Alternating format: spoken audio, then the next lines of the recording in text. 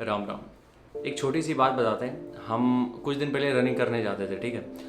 Running करने का हम तैयारी करते नहीं थे क्योंकि मेरा यार शुरुआती से पता नहीं चुल थी एक सरकारी नौकरी ना करने की। पता नहीं कहाँ से आई है, हमें नहीं पता, लेकिन मौके हमें खूब मिले हैं भगवान ने। और हम ये कभी नहीं बोल सकते कि भारत में बेरोजगारी है सरकारी नौकरी को लेकर पर्याप्त थी। यूपी में ही कांस्टेबल की 1 लाख के ऊपर भर्तियां निकली थी, दरोगा की 10,000। तो वैकेंसी में कमी नहीं थी। जिसको लगना है वो लग रहा है और जिसको नहीं लगना है वो बातें पेल रहा है स्टेटस में, ठीक है।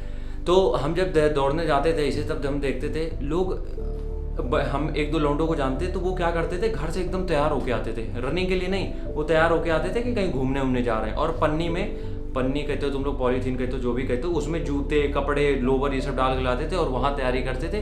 वो सब लौंडे आर्मी की तैयारी कर रहे थे। हमने कहा हुआ क्या? कह रहे भैया हर मोहल्ले वाला टोकता है यार डेली, जब भी निकलो घर से कि आर्मी की तैयारी कर रहे हो, आर्मी की तैयारी कर रहे हो। नहीं हुआ क्या? छोड़ो, कुछ और ज्वाइन कर लो, ये कर लो, वो कर लो।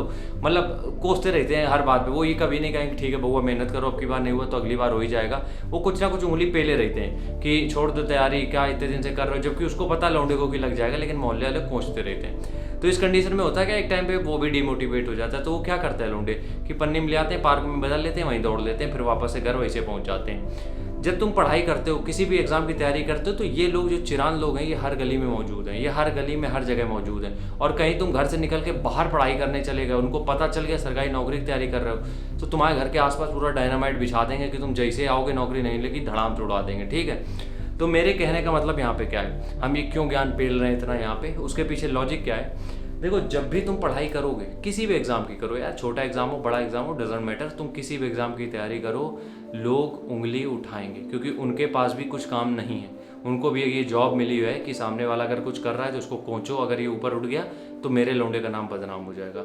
इसलिए तुम लोग जब भी पढ़ाई कर रहे हो, इस चीज़ को तुम्हें इग्नोर करना पड़ेगा, क्योंकि तुम्हारी जैसे जैसे एज बढ़ेगी लोग उंगली उठाएंगे कि बउआ शादी कर लो, शादी के बाद लग जाएगी नौकरी। नहीं, ये सब चीज़ों में नहीं आना है बिल्कुल भी। किसी के भी फंडे यूज़ नहीं करने, अपनी खुद की बुद्धि चलाओ। अगर तुम्हें लग रहा है कि तुम ऐसे क्लियर करोगे तो करोगे, तुम्हें अगर भरोसा है तो तुम कर ले जाओगे। लेकिन अगर तुम लोग जो उंगली उठा रहे हैं, जो कोंच रहे हैं तुम्हें बार बार, और तुम वाकई में बार बार तकलीफ में आ रहे हो, तो तुम ज़्यादा दिन तैयारी कर नहीं पाओगे, क्योंकि लोग बैठे हैं इंतजार में यार, इनको मज़ा आता है बहुत, क्योंकि ये खुद तो बेरोजगार है सब, ठीक है। इनके पास काम है सिर्फ यही है कि अगर कोई कुछ भी करने की कोशिश कर रहा है उसको कैसे भी कोंच कोंच के नीचे लिवा लो। और ये दिक्कत हर एक गली में है।